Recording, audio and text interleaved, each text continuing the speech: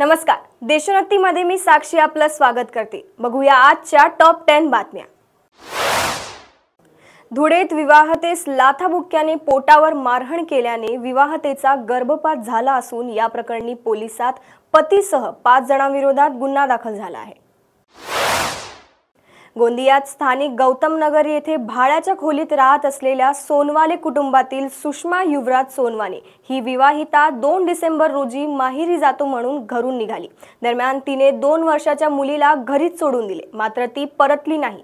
बेपत्ता असल्याची नोंद गोंदिया शहर पोलीस ठाण्यात करण्यात आली आहे। पोलीस शोध घेत आहेत। मुंबई उपनगरातील उच्चभू सोसायटीत वृद्धावर हल्ले करून लुबाडण्याचे प्रकार वाढत असतानाच एका आजीने चोरांशी 2 हात करत त्यांना पळवून लावल्याचे मलाडमध्ये समोर आले आहे। मलाडच्या मालवणी येथील गेट क्रमांक 8 परिसरात ही घटना घडली असून चोरांना पळवून लावण्याची जिद्द दाखवणाऱ्या महिलेचे नाव आयशा शेख असे आहे। यावेळी तिने स्वतःचा जीव आणि दागिने दोन्ही चोरांपासून वाचवण्यात यश मिळवले। शासकीय योजनांचा लाभ मिळवून देण्यासाठी बनावट ॲप तयार करून काही शेतकऱ्यांना हजारो रुपयांचा हॅकरने गंडा घातल्याचे उघडकीस आले आहे। काही दिवसांपूर्वी गलांडवाडी येथील एका प्रतिष्ठित व्यक्तीला पीएम किसान योजनेसंबंधित मेसेज आला होता। शेतकऱ्यांसाठी हा उपयुक्त असल्याने त्याने तो पुढे इतरांना पाठवून दिला। मात्र हा मेसेज पाहून अनेकांनी तेथे दिलेल्या सूचनांनुसार ॲप डाउनलोड केले। त्यानंतर अनेकांना हजारो रुपयांचा चुना लागला आहे। काही लोकांच्या लक्षात येताच त्यांनी हे ॲप ब्लॉक करण्यासाठी रिपोर्टही केल्याचे समोर आले आहे। अमरावती जिल्ह्यातील 20 केंद्रांवर सोयाबीनची हमी भावाने खरेदी करण्यात येत आहे। 12 जानेवारीला खरेदीची मुदत संपल्याने केंद्र शासनाच्या ML पोर्टाचे ई-समृद्धी ॲप बंद करण्यात आले। प्रत्यक्षात 31 जानेवारीपर्यंत खरेदीला मुदतवाढ देण्यात आली, मात्र ॲप बंद असल्याने सोयाबीन खरेदी कशी करावी हा पेच निर्माण झाला आहे। मुंबईमध्ये यापुढे राष्ट्रीय संघातील खेळाडूंना कामगिरीच्या आधारे वेतन देण्याचा विचार BCCIने सुरू केला आहे। गचाळ कामगिरी झाल्यास वेतन कपातही केली जाईल।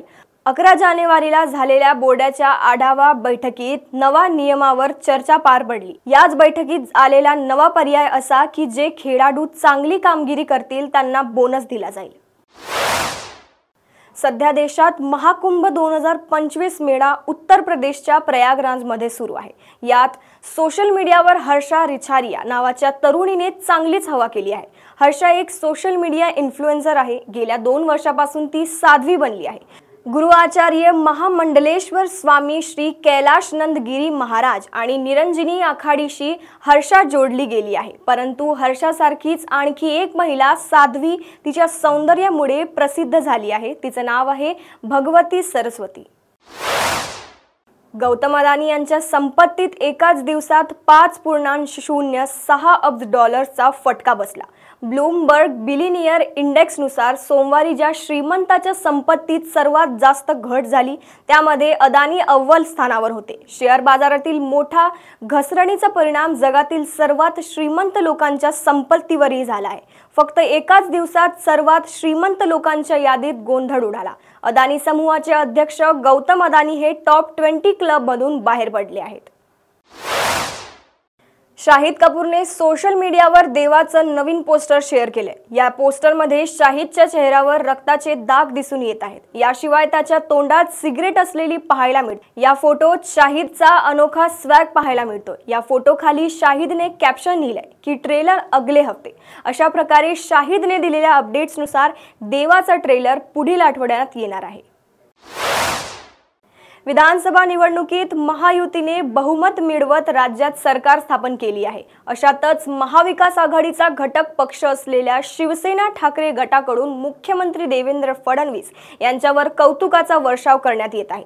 उद्धव ठाकरे आणि आदित्य ठाकरे यांनी मुख्यमंत्री देवेंद्र फडणवीस यांची भेट देखील घेतली होती। मात्र आता उद्धव ठाकरे यांच्यासाठी महायुतीचे दरवाजे बंद असतील असं मुख्यमंत्री फडणवीस यांनी म्हटलंय। यावर प्रत्युत्तर देताना खासदार संजय राऊत यांनी आम्ही तुमच्या दारात येणार नाही असं म्हटलं। अशाच टॉप 10 बातम्या जाणून घेण्यासाठी बघत रहा देशोन्नती। नमस्कार। ठळक घडामोडींसाठी देशोन्नती न्यूज चॅनलला सबस्क्राइब करा आणि बेल आयकॉन प्रेस करा। मुंबई, पुणे, नागपूर, मराठवाडा असो का विदर्भ, राजकीय, सामाजिक, शैक्षणिक क्षेत्र असो का क्रीडा, सर्वच घडामोडीचे विश्लेषण पाहायला विसरू नका. फक्त देशोन्नती न्यूजवर.